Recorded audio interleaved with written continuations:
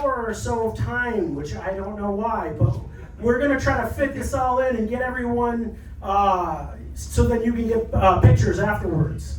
So, there's Ginger Lynn over there. Hey!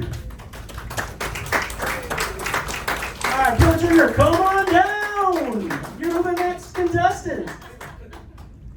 We're just out chatting, everybody here. Ken's around somewhere. I think he got lost. Yeah, I saw him earlier. He was really surprised he had a panel, so I don't know if that's a good thing or a bad thing. So the mic should be working. We better start talking now because when he comes in, he's It's all over. He'll fill up some air. Hello. All right. Hey. Hello, everybody. Hey. Nice to be back in Kansas City. All right. Oh, the mic's working? Hello. Yeah. Can you hear me now? Yeah. Yeah, let's hurry up because Ken could be doing that. Oh, no, not quite. Oh, here he comes. Here he comes. Hooray! And for everybody. Right. Did you eat all those cookies? No, sure, one left. All right. Yep. All right. So what's happened, dude?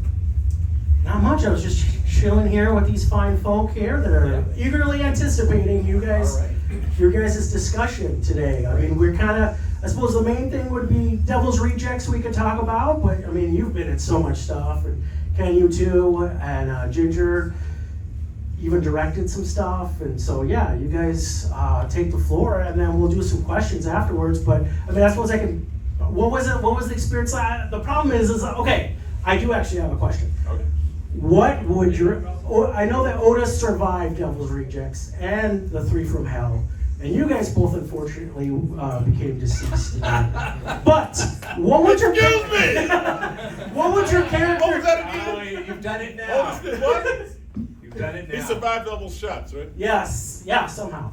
Ken is convinced that his character, even though he took an axe to the heart, survived and should be in a sequel to Devil's Rejects. So what? I'm just so jealous. They have never let me have that. It's been years, decades Stop. now. Sid went to his grave saying the same thing. They're just they're stubborn. Just absolutely stubborn. Years ago, I went to a convention. I think it was in England, and Ken was there.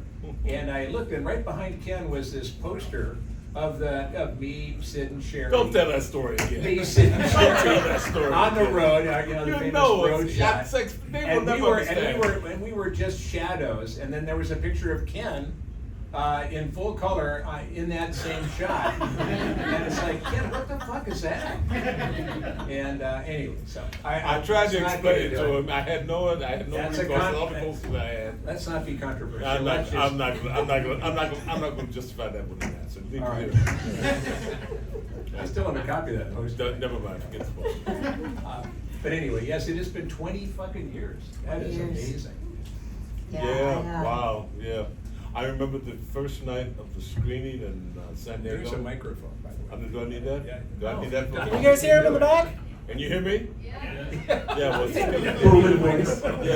first night in San Diego, we had the premiere, right? Yes. And I went. There was a little bar right down the street, about 40 yards down the street, and I stopped there before I went to the premiere to have a drink, and I came out. And I said, okay, great, let's go to the premiere, it's gonna be great.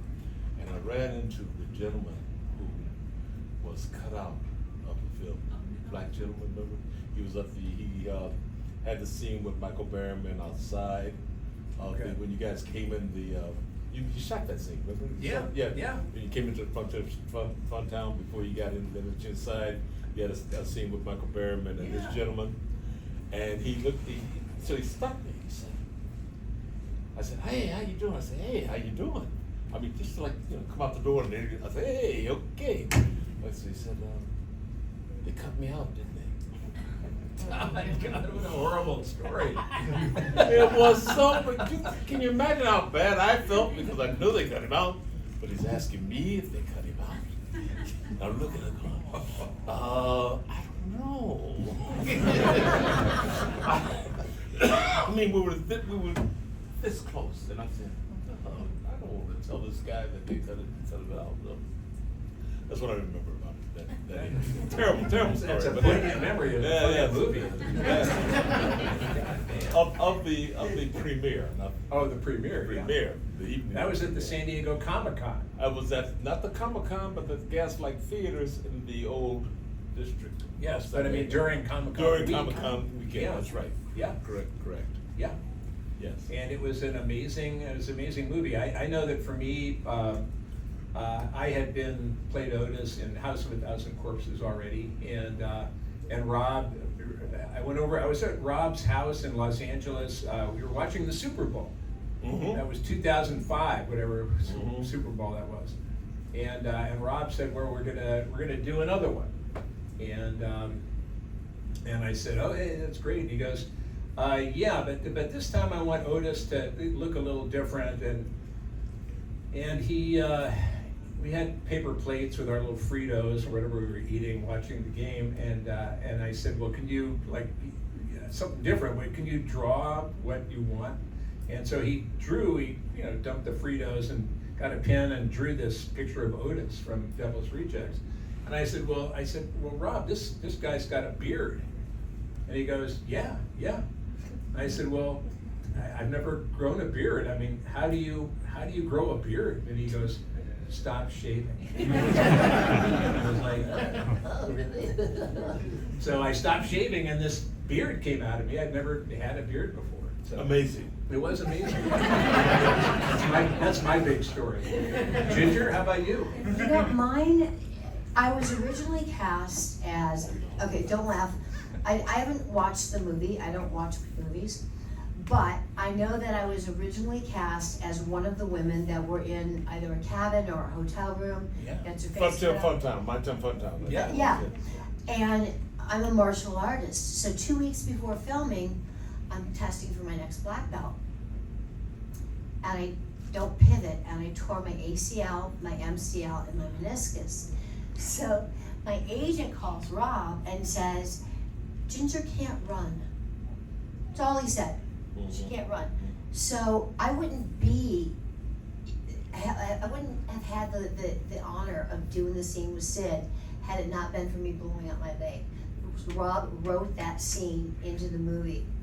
So now I get to the set, and we're out in the middle of the desert, and it's hot, and it's a small set, and there's about this much room to walk through to get back to Sid, who's in the back room, laying on the bed in his dirty sheets and his dirty tighty whities.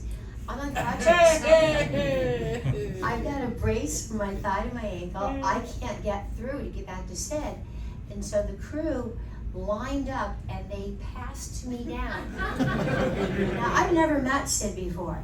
And my introduction to Sid was, hi, I'm Ginger. And that was it. And we had such a wonderful laugh and it was such an awkward moment that we just became friends. And the scene, I think we rehearsed once and it just came off as natural and fun as I had hoped it would. So that's my big memory. Sid kept telling us to watch that scene. Yeah. And because he wanted us to watch him as he gets up and his tighty whities were not so tighty. that was it. Yeah, Sid said, you gotta watch it. Go watch it. He told you to, right, man? Oh, yeah. Oh, yes, he did. Constantly. Yes, he did. Watch it. Sick man. He was a twisted. Yeah, twisted. Yeah, the late great Sid Haig was awesome, a friend of Crypticon. Bill, I think you and Sid have been together at Crypticon before. Yes, we have. I've yeah. been to Crypticon with Yeah. Sid and Bill. Yeah. We've all Yeah. been here. I Bill, think we all have. He was awesome, except I remember he did the panel, and I truly think he actually wanted to run for president. Like Yes, back then, yeah. Yeah, and that was like, whoa, that was crazy. But can you guys share any other experience with Sid Haig that you've had, or what some great memories are that you've had with the late great Sid Haig? Well, I can't remember that far back.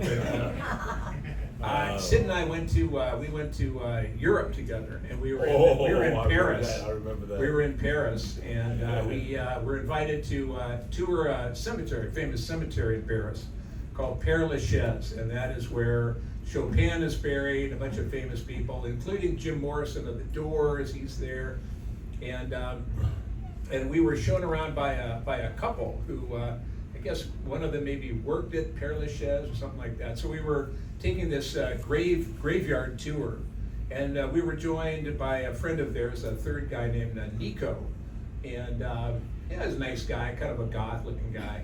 And we toured the cemetery, and then we posed for pictures, with Nico, and when we got back to the States, Sid's wife Susie took a look at the pictures, and she recognized this guy Nico, and she said, "Oh my God, do you know who that is?"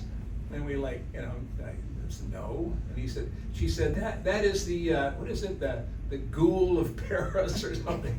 Well, it turns out that Nico is a guy named Nico Clow, and he used to work at Père Lachaise, but he got fired because he had been eating some of the bodies. So, it's like, oh, the ghoul, and oh yeah, hey, that's great.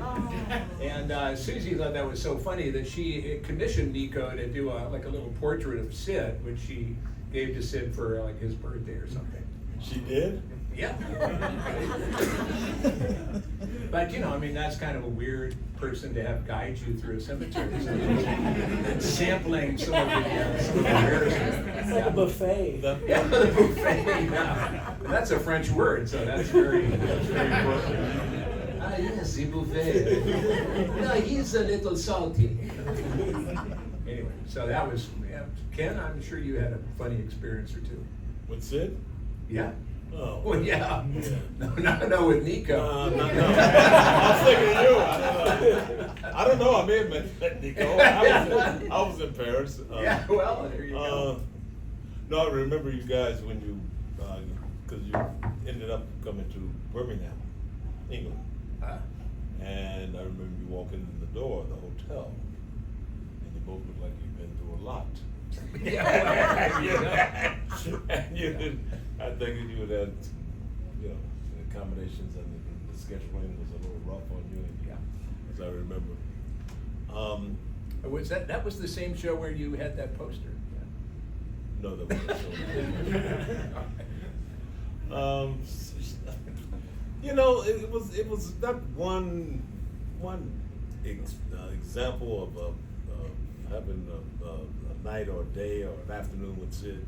It was constant, whenever I was with Sid, there was something going on. We did one in his hometown of Fresno. Oh, wow. In the summer. It was 105, 110. Yeah. It was so freaking hot up there. And nobody came. This guy had tried to scound with the money. He said, "Oh, someone broke into my room and I had the money behind the TV." So this guy was notorious for that kind of thing. I think he just did the same thing in Virginia Beach. I remember that. You remember that? Blood on the Beach. Blood on the Beach, right? Blood on the Beach. Did that. Yeah. And then he, I saw him on television at the Pawn.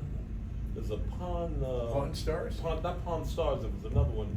Is it the Pawn Stars or the one in Detroit, the crazy one, pawn shop that they had they were broadcasting for a while. And this same guy appears with a great Star Wars thing, trying to pawn it as well. I said, "Oh, this guy's a mess." I heard about him in San Diego and in Vegas, talking to friends that I knew, he was a scam. So anyway, they were putting people out of the hotels in Fresno.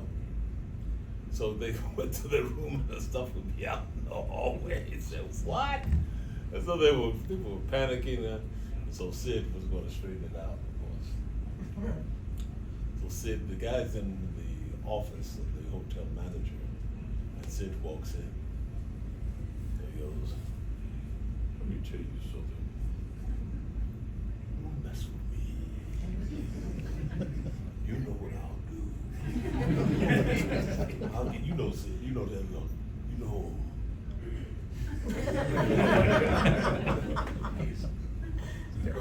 And so he walks out like he solved the entire. I said, "Get the freaking money, man! What are you doing about? You're threatening the guy. You don't get any money. You're rolling your eyes up and shut up, Foree. I got that." So, yeah, but there was always an adventure. There was always something great.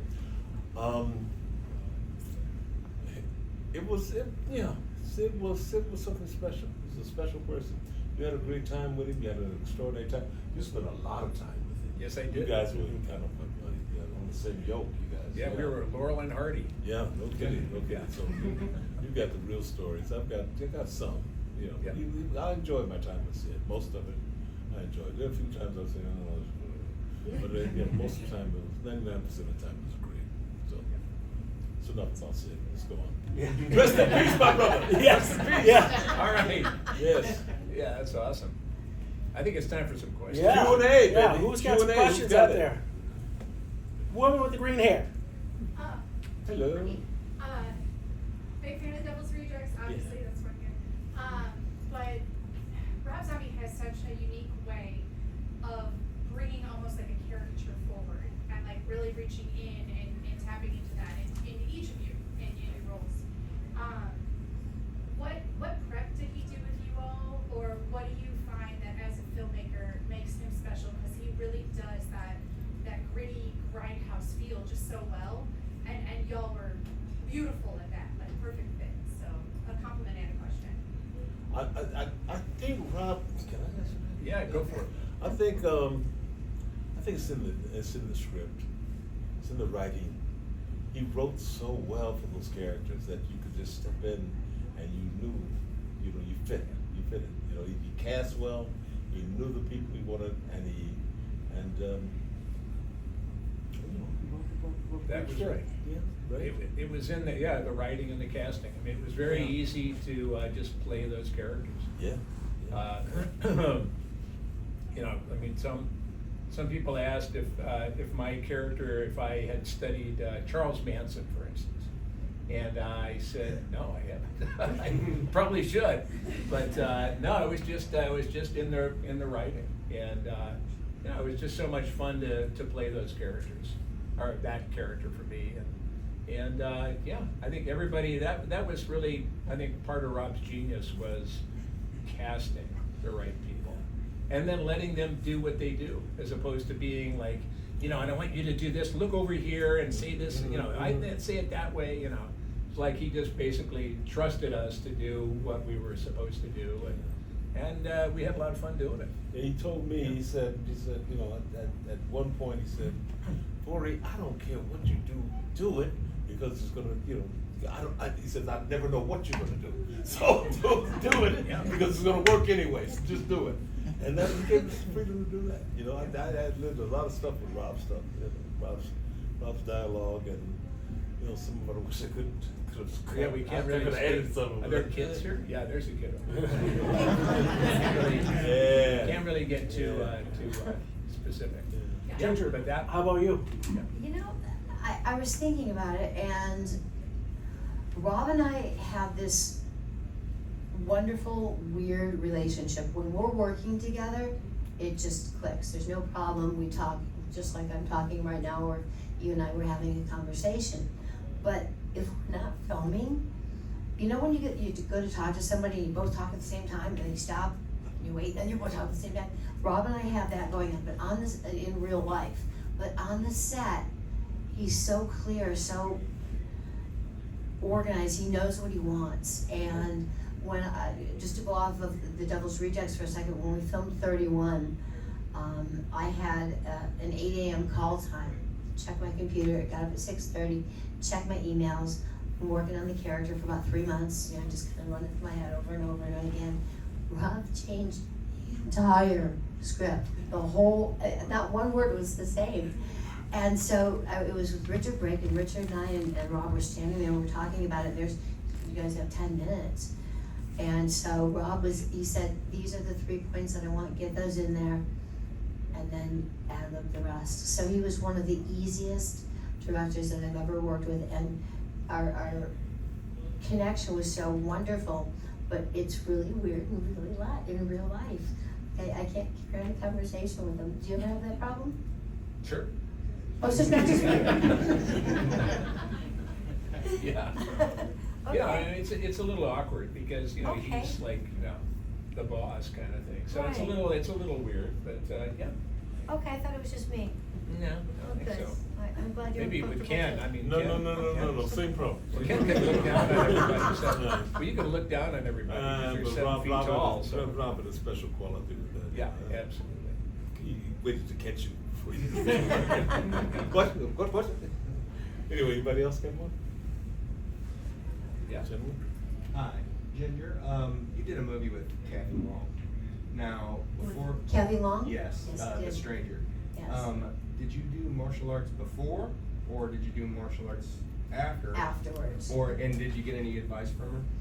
No, I was petrified of Kathy Long. No. She was so tough, and I'm like, I hadn't done any martial arts. I was a gymnast, and so we got on the set, and we decided that we made friends, and we went to the gym together, and that we would spar. No, Kathy Long was with a 5-time female champion of the world. Yeah, no, she was amazing. It was wonderful to work with her, but very intimidating. And we had one scene where we actually got into a fight. Not in real life, but Yeah. in the scene. And I was scared. I really was. She was just so powerful and wonderful and amazing. Not many people know about that film. I have one copy of it. It's called The Stranger, and it was a nice film. It's got Andrew Duvall in it. It's got a bunch of good actors in it. It does. Yeah. And Debo. Yeah, there's our old buddy. There you go. What was he? The only problem I had on that set was we shot in Tonopah, Nevada, and they had Where? Tonopah. Oh, yeah, Tonopah. Tonopah, and so there's casinos in Tonopah, and so every day when I wrapped, I would go to the casino and just gamble all night. So I made like 3 cents on that film. I was out having fun, but I'm really good at Ultimate Texas Hold'em. Anybody else got? Any other questions? Yeah, back there. Did you ever have a time on set whenever you were like genuinely scared for your life? Like at all? In Devil's Rejects? In On the career? yeah. In a career? No, and Devil's Rejects. What about the time that William Forsythe like rolled the window? William was a method actor, that son of a bitch. I love Sheriff William. Wydell rolled a window up on poor Ken's arm, and No, Ken's hand. First fills the hand of the door. Oh, man. and the door, that's right. Kept it there, just like be real. This is hurting. Yeah, you know, it's you hear about that stuff sometimes, and you wonder if your number's up. You know, if you do enough stunts. And early in my career, I did all my own stunts. You know, when I first started, Right. and I did a lot of television work and some films with a lot of television work. And I had three different stunt guys that worked with me during that period of time. And you know, so I tell them, sit, I'll take care of it. And, you know, just cool out. You know, because I don't really like doing my stunts for me. I was young and stupid. So, you know, because you know, I was, what, you know, my 20s or whatever, you know, early 30s, something like that. And I was full of vinegar, knew I could take any damn Superman at that point. So, one day, I told one of the stunt guys where I got it. And I called him as he was sitting out giving me kind of a dirty look. And after the stunt, I kind of asked him, what's wrong with you? You kind of looked a little strange, man. He said, no, it's nothing. I said, no, there's something going on with you. I worked with him about 5, 6, 7 times. I knew this guy. Right. I said, what's wrong with you? He said, if you do the stunt, I don't get the bump.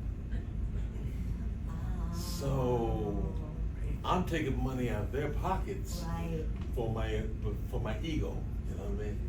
I said, oh man. So I stopped doing my own stunts early, you know, in my early 30s because of that. Because I didn't want to take money out of their pockets. I could do my own stuff, but I heard about so many guys that I knew who died got Rex, who had, I had a guy, if I could take a second. I had a guy, I'm gonna take this in. Okay. This is an interesting story. I had a guy that, I'm from Indianapolis, Indiana, and I met this guy, he did stunts for me out in California in a film that I'm not gonna mention, but he did light stuff, but he did some stunts, and he wasn't one of my regular stunt guys, but they brought him in, but he said he's from Indianapolis. I said, oh, I'm from Indianapolis. So we talked, we spent some time hanging together. I went over to his house, spent some time with his family. I liked the guy, he drank a lot, but I liked him. So I got another job that was in Indianapolis. So I was going home. And I said, and they needed a stunt guy to work for me. I said, listen, man, I'm going home. Why don't I suggest that you work with us and you be my stunt guy? He said, well, then you go home too. He said, great, man, we'll do that. So again, I talked them into it. They said, we'll use somebody. I said, no, you gotta use this guy.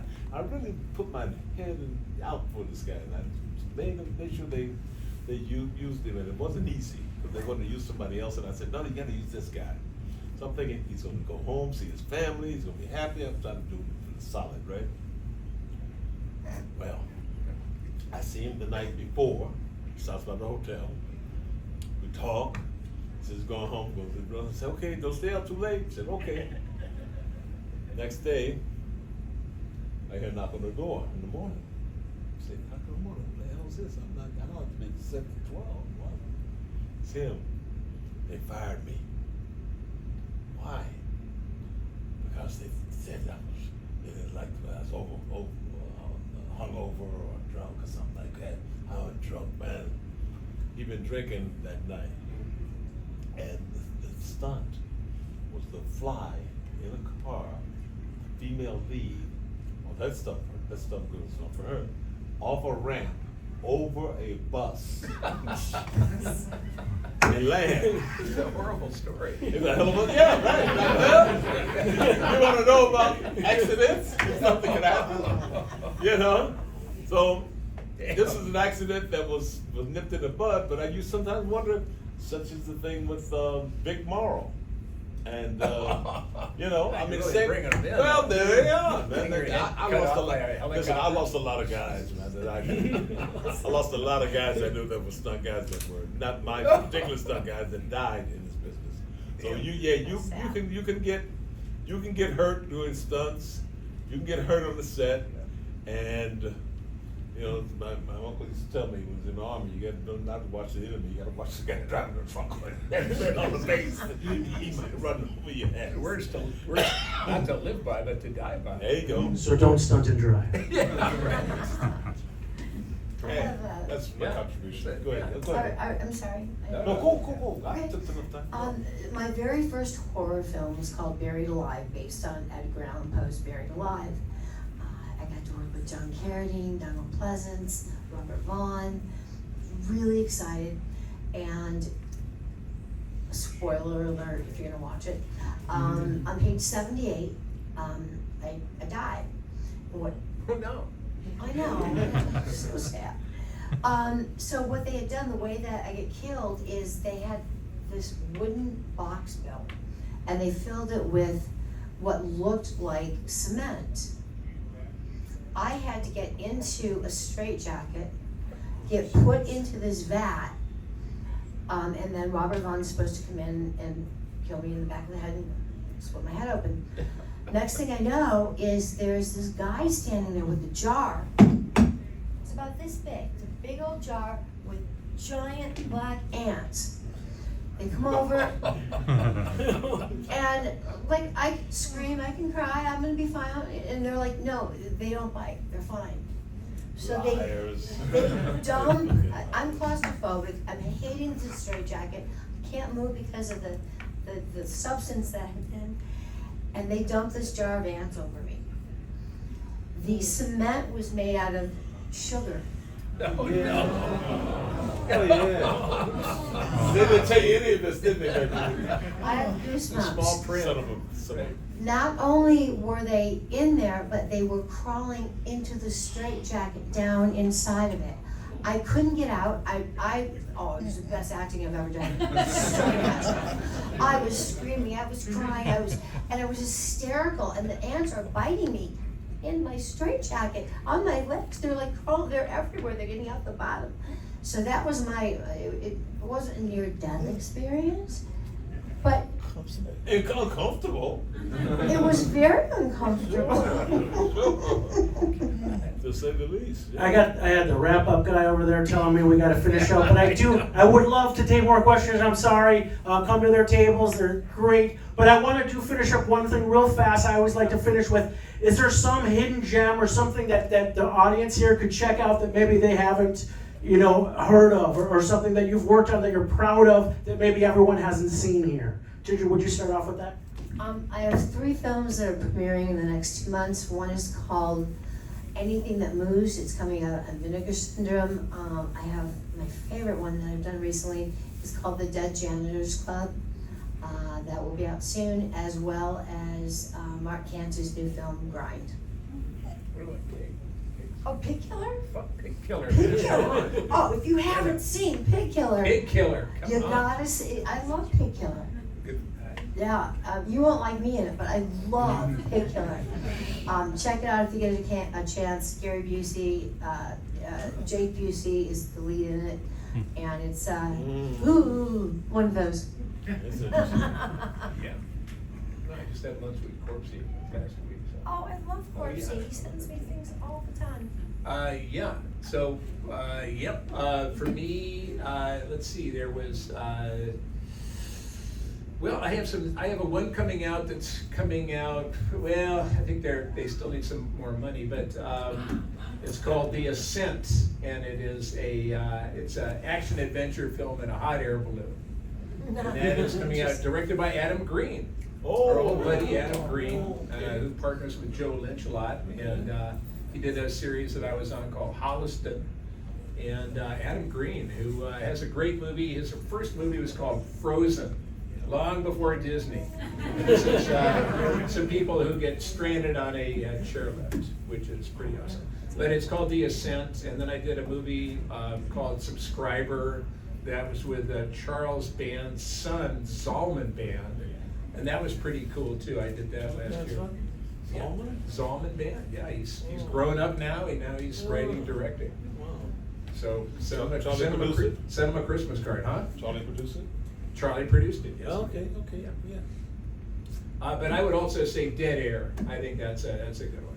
Oh, Dead Air. Yeah, we've Yeah. seen that. Yeah, Remember that We one? were great. Yeah, thank you. Great in that. I love it. Really. Can you say that louder? You were great, Bill. Oh, that's awesome. Okay, and Ken? Boris is dead. Shot here in Kansas City. All right. That was last year, and then special ops, something cops, special op cops. I don't know. Special ops cops? Special ops. It's tops. Special ops. General cop. Anyway, shot. You'll see it. Shot. I don't know. They need money too. I think. Yeah. We should get those two movies together. Maybe they can make it one movie and get it done. Yeah. With Michael J. Fox. Oh God, I always go blank on his name. He was in the. Brad Pitt? No. He was in Titanic, and he played the lover that she just. Billy Zane. Billy Zane. Billy Zane, and the Chuck Liddell, the fighter, and the cast of thousands. Yeah, so those are two that are coming out at some point, I guess. Yeah. Both comedies. working. Both comedies. The great thing, and I know we have to go, but the great thing about this, the horror genre is the older and uglier you get, the more work you're offered. You can't go wrong with that. Anyway, thanks a lot. I work a lot. Thanks a lot, guys.